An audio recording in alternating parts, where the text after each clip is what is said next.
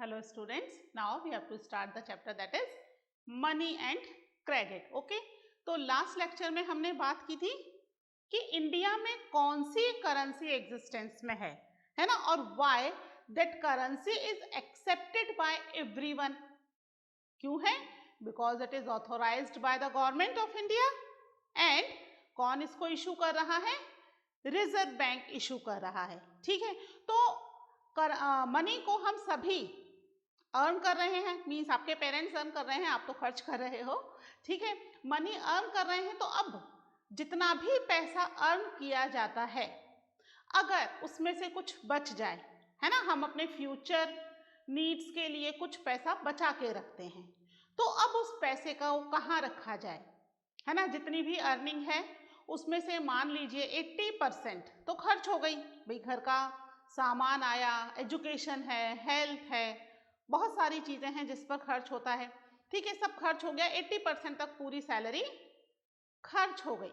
अब जो 20% बचा उसको हम अपने फ्यूचर के लिए सेव कर रहे हैं, है ना, कि फ्यूचर में कभी कोई ज़रूरत पड़ जाए. अभी आप छोटे हो, फिर हायर एजुकेशन के लिए ज़्यादा पैसों की ज़रूरत होगी, तो आपके पेरेंट्स उसके लिए पैसा इकट्ठा कर रहे हैं. फिर कभी कोई मेडिकल इमरजेंसी पड़ जाए, कोई शादी ब्याह आ जाए घर में, है ना, बहन की शादी है, भैया की शादी है, उसमें अच्छा खासा पैसा खर्च होता है. ठीक है, तो इसके लिए फ्यूचर के लिए, है ना, अपनी ज़रूरतों के लिए पैसा सेव करके रखा जाता है. तो वो मान लीजिए 20% जो है वो सेव करके रखा जा रहा है फॉर फ्यूचर नीड. ठीक है, अब वो 20% अगर हम अपने घर में ही रखेंगे तो एक तो घर में रखा पैसे में कोई इंक्रीज तो होगा नहीं. जितना रखा है, अगर 2000 रखा है तो 2 का 2 ही रहेगा, 10 रखा है तो 10 का 10 ही रहेगा, कुछ बढ़ेगा नहीं. फिर प्लस कभी हम घूमने चले गए और पीछे से चोरी हो गई तो इतनी मेहनत का पैसा सारा गायब, चोर ले गए, है ना, और हम क्या रह गए? हम तो खाली हाथ रह गए. तो अब इसके लिए क्या है? बैंक्स हैं कि जो भी हम पैसा अर्न कर रहे हैं उसमें से खर्च करने के बाद जो भी बचेगा that we will deposit in the bank. तो आज हम बात करेंगे बैंक में डिपॉजिट्स की. Deposits with bank.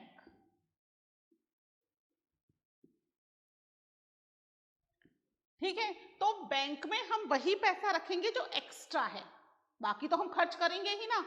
भाई अपनी जरूरतों के लिए तो कमा रहे हैं, तो पहले तो खर्च कर रहे हैं, है ना, खाने पीने पे खर्च कर रहे हैं, फ्यूल पे खर्च हो रहा है, क्लोथ पे खर्च हो रहा है, अपने एजुकेशन पर, हेल्थ पर, है ना, और भी बहुत सारी चीजें हैं, उस पर खर्च कर दिया. खर्च करने के बाद अब जो पैसा बचा, क्या कहेंगे हम उसको? दैट इज एक्स्ट्रा मनी, है ना. वो जो एक्स्ट्रा मनी हमारे पास बच गई that we will deposit in the bank.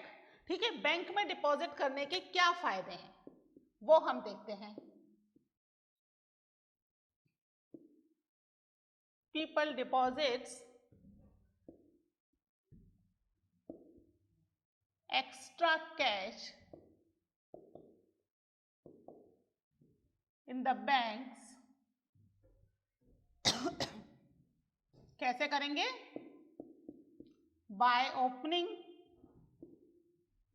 An account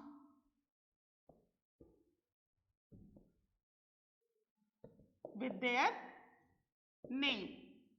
ठीक है, अपने नाम से. मेरा अकाउंट है तो मेरे नाम से, है ना, तो अपने नाम से वो क्या करेंगे? बैंक में एक अकाउंट ओपन करेंगे. ठीक है, बैंक में अकाउंट ओपन के लिए कुछ नेसेसरी डॉक्यूमेंट्स हैं, वो लगते हैं. आपका आधार कार्ड है, पैन कार्ड है, means you are resident of the country, है ना, और आपका एड्रेस प्रूफ के लिए कुछ चीज़ें होती हैं, वोटर आईडी कार्ड या कुछ चीज़ें. ठीक है, तो ये चीज़ें लग जाती हैं और बैंक का एक अकाउंट ओपन हो जाता है.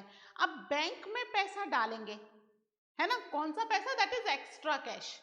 बच गया, सारे खर्चे करने के बाद हमारे पास बैंक बच गया. ठीक है, तो बैंक क्या करेगा? उसको बैंक में हम वो डिपॉजिट करेंगे और उस डिपॉजिट के बदले में बैंक हमें छोटा सा ही सही बट इंटरेस्ट देगा, है ना. हमारे पैसे पर हमें इंटरेस्ट मिल रहा है, हमने किसी को उधार दिया नहीं है. हमने तो अपनी सेफ्टी के लिए, घर में चोर ले जाएंगे, बैंक से चोर ले जाएं तो ले जाएं, हम तो बैंक से मांगेंगे, बैंक हमारा पैसा तो हमें देगा, है ना, तो हमें उसका कोई डर नहीं है, चोरी का कोई डर नहीं है, आराम से हम तो घूमो फिरो, कोई दिक्कत नहीं है। घर में चोरी हो तो हो जाओ, कैश तो कुछ है ही नहीं, सारा बैंक में डाल दी, क्या ले जाएंगे चोर। ठीक है, तो ये सारा हमने जिम्मेदारी दे दी बैंक को अपना कैश डाल के। तो हमारा कैश तो क्या हो गया बैंक में सेफ, प्लस हमें क्या मिल रहा है बैंक से, इंटरेस्ट मिल रहा है। ठीक है, 3-4%, अभी तो शायद 4% या 4.5-5% ही है, ये चेंज होता रहता है ना। इसको भी रिजर्व बैंक ही लुकआउट करती है कि कितना इंटरेस्ट देना है ना, डिपॉजिट्स पर। तो वो डिपॉजिट्स पर वो कैश, जो भी इंटरेस्ट मिल रहा है, वो इंटरेस्ट घर में अगर हम रखते पैसा तो क्या मिलता, नहीं मिलता, हमें कुछ भी नहीं मिलता। घर में अगर हमारा पैसा पड़ा होता तो हमें कुछ भी नहीं मिलता, वो पैसा एज इट इज होता। बट बैंक में क्या हो रहा है, हमें उस पर इंटरेस्ट मिलता है। ठीक है, bank accept the deposit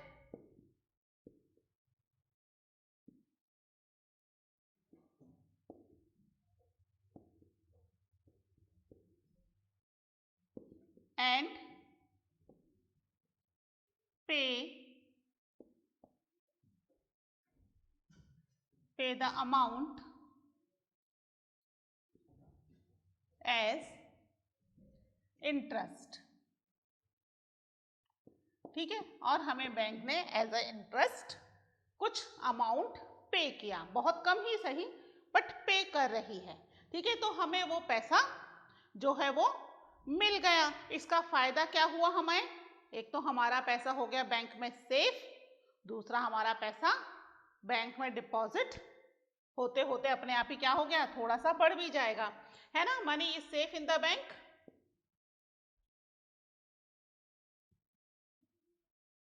money is safe in the bank and earn a amount। ठीक है, हम उस पर कुछ अमाउंट भी अर्न करेंगे एज इंटरेस्ट। ठीक है, तो हमारे डिपॉजिट्स पर, हमारा डिपॉजिट सेफ है और हमें उस पर इंटरेस्ट भी मिल रहा है। दो फायदे हो गए हमें, हमारे पास से क्या गया, कुछ भी नहीं, हमारा पैसा सेफ है और इंटरेस्ट भी मिल रहा है, डबल फायदा हो गया। अब जब भी हमें जरूरत होगी इस कैश की, ठीक है, हम क्या कर सकते हैं, इस कैश को बैंक से विथड्रॉ कर सकते हैं। ठीक है, मान लीजिए हमें आज जरूरत है पैसे की, 2,000 रुपये या 5,000 रुपये हमें चाहिए, तो हम जाएंगे, वहां पर एक डिमांड डिपॉजिट करके स्लिप रखी रहती है बैंक के अंदर, है ना, we have to fill that, उसको फिल कर देंगे और फिल करने के बाद जैसे ही हम काउंटर पर उसको देंगे, वो चेक करेगा कि हमारे अकाउंट में इतने पैसे हैं भी कि नहीं। हमने 5,000 भरा है तो 5,000 हमारे अकाउंट में होने चाहिए। ठीक है, अगर हैं तो वो हमारे पैसे हमें पकड़ा देगा, 5,000 रुपीज हमें पकड़ा देगा और हमारे अकाउंट में उसको माइनस करके जो बचा हुआ अमाउंट है वो शो कर देगा कि भैया मान लीजिए अकाउंट में पहले 10,000 थे, 5,000 हमने निकाल लिए, तो अब कितना बच गया, खाली 5,000। तो 5,000 वो शो कर देगा हमारे अकाउंट में। बाकायदा एक पासबुक आती है बैंक की जिसमें टाइम टू टाइम एंट्री करके पता चल जाता है कि कितना पैसा बैंक में हमने डिपॉजिट किया है और कितना विथड्रॉ कर लिया है और अब हमारे पास कितना रिमेनिंग है। ठीक है, तो इसके लिए क्या आता है, एक डिमांड डिपॉजिट आता है। ठीक है,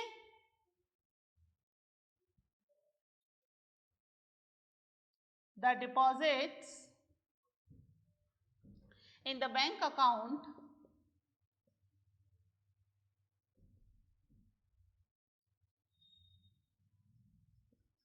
can be withdrawn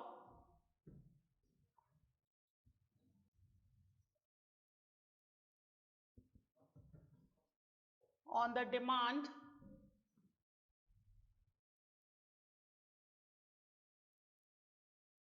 ठीक है, डिमांड पर आप इसको विथड्रॉ कर सकते हो और अब आप जब डिमांड करोगे तो ये डिमांड क्या कहलाएगी,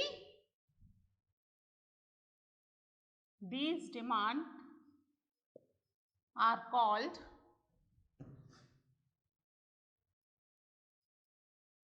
डिमांड डिपॉजिट्स, क्योंकि हम अपने डिपॉजिट्स जो हमने जमा किए थे पहले, है ना, हमारे डिपॉजिट्स की हम डिमांड कर रहे हैं कि हमारे जो भी डिपॉजिट्स थे, हमने जो डाला था बैंक में अमाउंट, उसको हमें वापस दे दीजिए। तो वो एक स्लिप भर करके जमा कराने से आपको बैंक से वो पैसा वापस मिल जाएगा। एक तो ये तरीका हुआ, ठीक है, और भी दूसरे तरीके हैं, ठीक है, वो हम डिस्कस करते हैं। एक बार आप ये नोट कर लीजिए, ठीक है।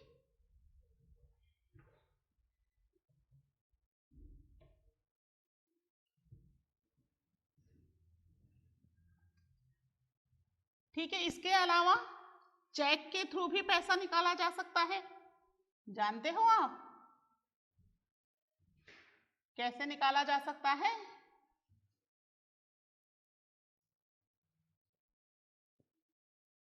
बैंक जब हमें पासबुक इशू करता है आजकल, उसी समय एक चेकबुक भी इशू कर देता है ना। उस चेकबुक के ऊपर लिखा होता है पे, है ना, ऐसे लिखा होता है पे, और ऐसे स्पेस होता है। तो अब यहां पर आप नाम लिख दीजिए जिसको भी देना है। उसके बाद फिर यहां लिखा होता है रुपए,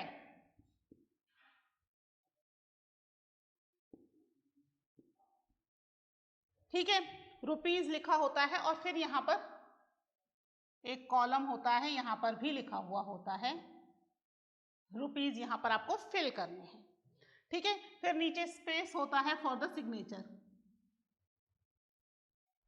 किसके सिग्नेचर? जिसका अकाउंट है भाई, उसके सिग्नेचर। और ऊपर यहां पर स्पेस होता है फॉर द डेट, आपको डेट डालनी है, ठीक है। इसके अलावा यहां पर बैंक का सिंबल और बैंक का नाम, एड्रेस, ठीक है, IFSC कोड, ठीक है, ये सब चीजें यहां लिखी होती हैं। लास्ट में बैंक में यहां पर 5-6 डिजिट का ना, अच्छा, यहां पर एक अकाउंट नंबर भी लिखा होता है आपका, ठीक है, अकाउंट नंबर।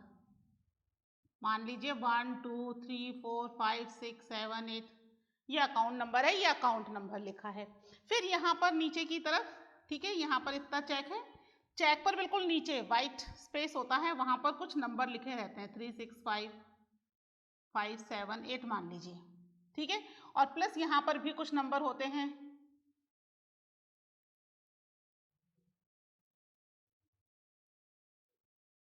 ठीक है। ये जो नंबर है ये चेक नंबर है जो पहले लिखा हुआ है, this is check number.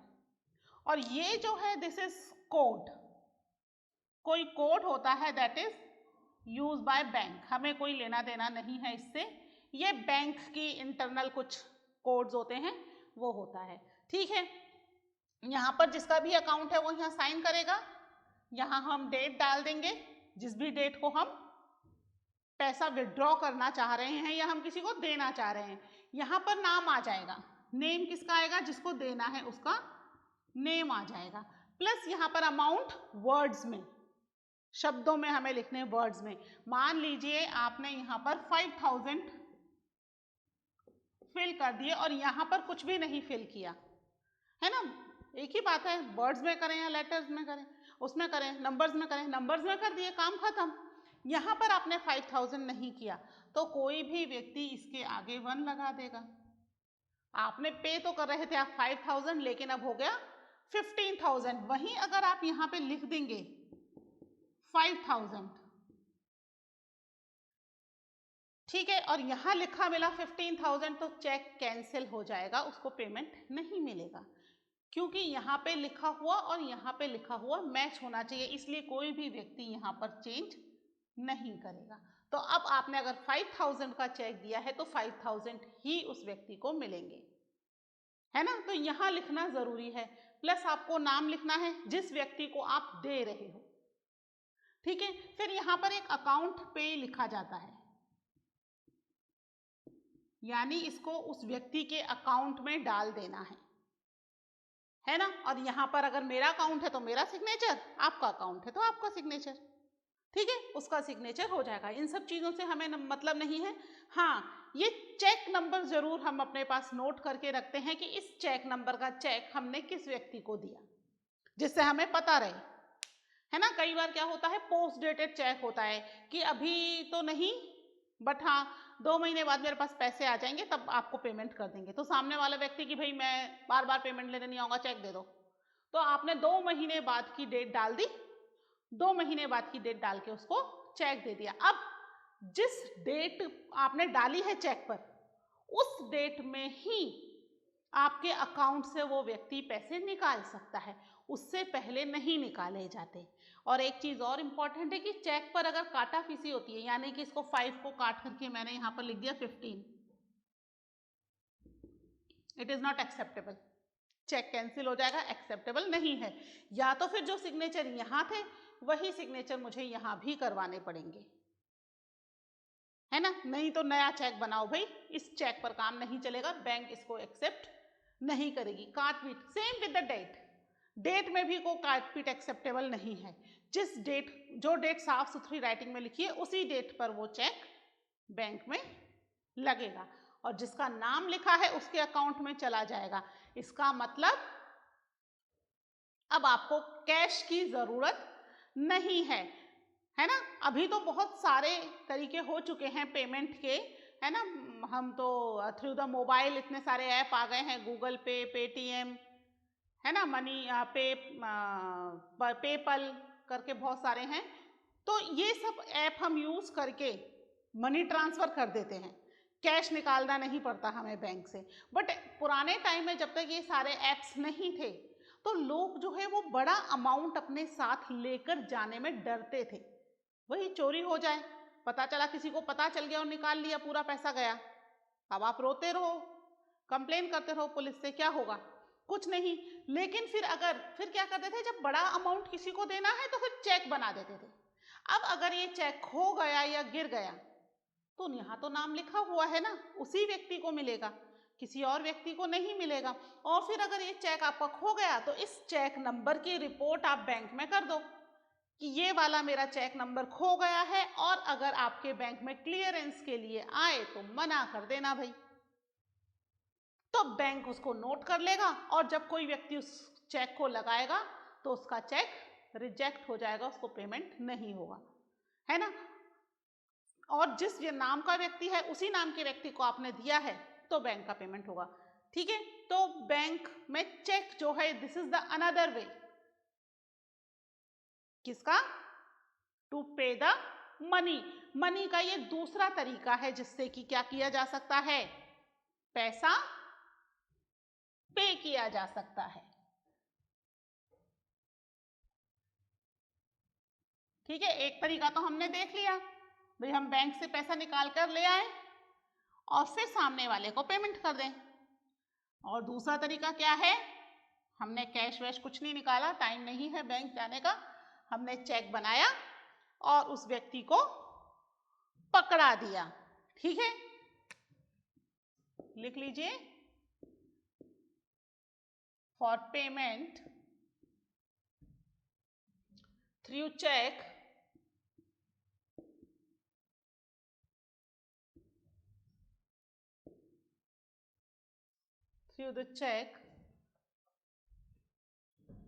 the payer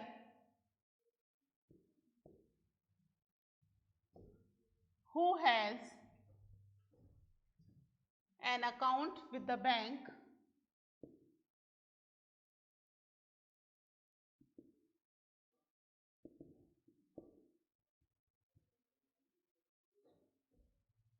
ठीक है, who has an account with the bank make out a check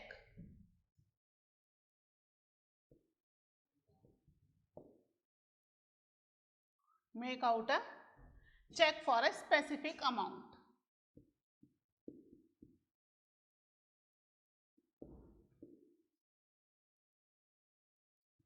ठीक है। स्पेसिफिक जितने भी आपने पैसे का दिया है आप उसको चेक बना करके दे दीजिए, ठीक है। चेक क्या है, a cheque is a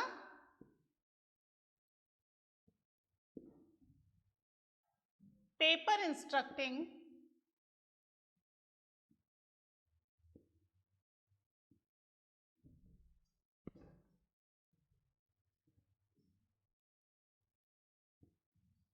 paper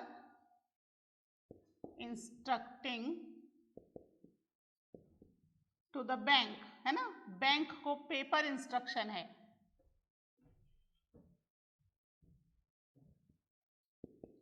two pay the specific amount. Specific मतलब जितना उस चेक में लिखा हुआ है, स्पेसिफिक अमाउंट का चेक बनेगा ना, तो उतने ही अमाउंट का चेक जो है उसको दिया जाएगा। ठीक है, किसको दिया जाएगा? For the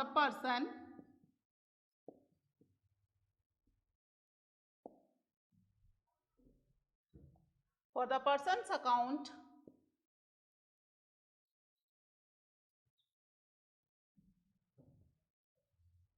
to whose name is mentioned on the check। ठीक है, किस पर्सन को किया जाएगा? whose name is mentioned on the check, कि जिसका नाम चेक के ऊपर मेंशन किया गया है, उस व्यक्ति को ये अमाउंट पे कर दिया जाएगा। ठीक है, पहले एक डीडी भी बनता था, आजकल ये फैसिलिटी बहुत ही कम हो गई है, लगभग बंद सी ही हो गई है। डीडीपी क्या होता था? उसमें आपके अकाउंट से तुरंत पैसा कट जाता था, इसमें चेक में नहीं कटेगा।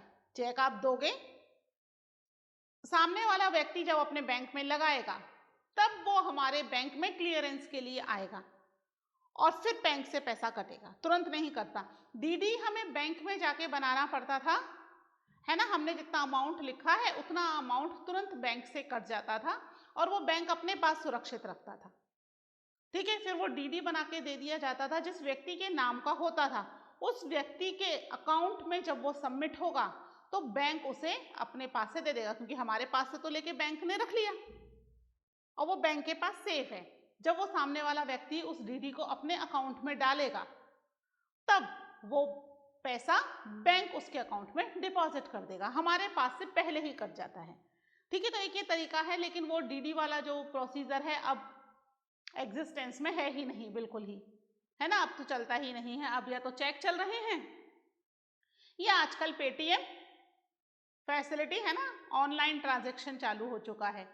ठीक है, डेबिट कार्ड है, क्रेडिट कार्ड है, they are also the modern form of currency. Debit card और क्रेडिट कार्ड में फर्क है। क्या फर्क है डेबिट कार्ड और क्रेडिट कार्ड में? डेबिट कार्ड में आपके अकाउंट में जो पैसा है उस पैसे से आप पेमेंट कर सकते हो, कार्ड से पेमेंट होगा, है ना, आपको कैश नहीं ले जाना, आप कार्ड से पेमेंट कर दो। लेकिन जब आपके पास डेबिट कार्ड है तो आपके अकाउंट में जो पैसा है वो तुरंत कट जाएगा। ठीक है, डेबिट कार्ड के अंदर। क्रेडिट कार्ड क्या होता है? क्रेडिट कार्ड हमें बैंक से बनवाना पड़ता है, जिसमें बैंक हमें फैसिलिटी देती है 45 डेज की, है ना। शुरू के ट्रांजैक्शन के हिसाब से वो हमारी पेमेंट की एक डेट फिक्स कर देती है कि भाई इस क्रेडिट कार्ड का जो पेमेंट है 1 तारीख, 2 तारीख, 5, 10, 15, 20 जो भी है, एक डेट फिक्स कर देती है अकॉर्डिंग टू हमारे फर्स्ट फ्यू ट्रांजैक्शन के हिसाब से। ठीक है, तो वो जो हम क्रेडिट कार्ड से पेमेंट करते हैं उसका पैसा हमारे अकाउंट से नहीं कट रहा, वो पैसा बैंक अपने पास से पेमेंट कर रही है। भाई जिससे हमने सामान खरीदा उसके पास तो पैसा पहुंच गया उसके अकाउंट में, हमारे पास से कुछ नहीं गया। ठीक है, हमारा पैसा हमारे पास सेफ है अभी। अब वो क्रेडिट कार्ड से जब हमने पेमेंट करना है, जब वो टाइम आएगा, 15, 20, 45 दिन का टाइम होता है शुरू में, है ना, 40 to 45 डेज का टाइम होता है, फिर वो डेट फिक्स हो जाती है तो उसके हिसाब से पेमेंट करना पड़ता है। तो वो जब डेट आएगी हमारे पास, उस डेट पर हमें वो पैसा बैंक को लौटाना होगा, है ना। अब वो कई बार ये बैंक टू बैंक डिफर करता है, उस पर कुछ बहुत ही माइन्यूट सा इंटरेस्ट भी लगता है, but it is differ from bank to bank. कुछ बैंक इंटरेस्ट लगाते हैं, कुछ नहीं लगाते, कुछ 45 डेज के बाद लगाते हैं, कुछ शुरू में ही लगा देते हैं। तो ये डिफर करता है फ्रॉम बैंक टू बैंक। ठीक है, तो ये हुआ अबाउट आर डिपॉजिट्स, कि ये डिपॉजिट्स हैं और मॉडर्न फॉर्म ऑफ करेंसी के हिसाब से पेमेंट के तरीके हैं। एक तो डिपॉजिट के थ्रू और दूसरा थ्रू द चेक, है ना। इसके अलावा आप ऑनलाइन ट्रांजैक्शन वो भी कर सकते हो, क्रेडिट कार्ड और डेबिट कार्ड से भी पेमेंट कर सकते हो, है ना।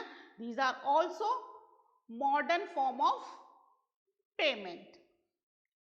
ओके, ये हो गया, इतना समझ में आ गया। ठीक है, इसके बाद फिर ये जो हमारे डिपॉजिट्स हैं इसका बैंक क्या करता है, आप इसको नोट कर लीजिए, फिर हम बात करते हैं about the deposits of the bank.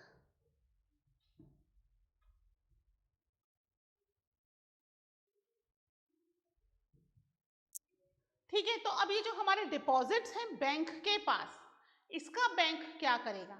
अब एक व्यक्ति का डिपॉजिट तो है नहीं, बहुत सारे व्यक्ति हैं, है ना, सभी अपना अकाउंट खुलवाते हैं, तो बैंक के पास एक अच्छा खासा बड़ा अमाउंट इन डिपॉजिट से इकट्ठा हो जाता है। फिर हम देख रहे हैं कि बैंक इन डिपॉजिट्स में कुछ परसेंट इंटरेस्ट भी दे रहा है ना, तो वो इंटरेस्ट भी बैंक को देना है, तो वो एक बर्डन हो गया बैंक पर। फिर बैंक ने इस सब चीजों को मैनेज करने के लिए एम्प्लॉयज भी रखे हुए हैं, है ना, जो आपका पैसा जमा करेंगे, जब आपको चाहिए डिमांड पर आपको पेमेंट करेंगे, फिर आपकी पासबुक है उसमें एंट्री करेंगे, आपको चेकबुक इशू करेंगे, है ना, आपको और कोई प्रॉब्लम है उस प्रॉब्लम का सॉल्यूशन करेंगे। ठीक है, तो ये सब चीजें करने के लिए फिर उन्होंने एक अच्छा खासा स्टाफ भी अपने साथ रखा हुआ है। पेमेंट करना पड़ेगा, उसको भी सैलरी देनी पड़ेगी, तो उस स्टाफ को भी सैलरी देनी है। तो ये तो बैंक के पास बड़ा खर्चा हो गया।